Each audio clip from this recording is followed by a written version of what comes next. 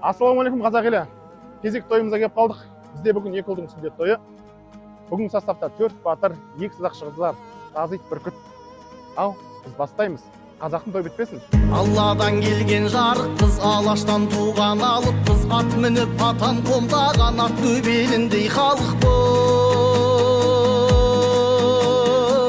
Төреге тақыт тиесі, ұлы жүз ұлттың киесі, орта жүз жұрттың намысы, кіші жүз қылыш иесі.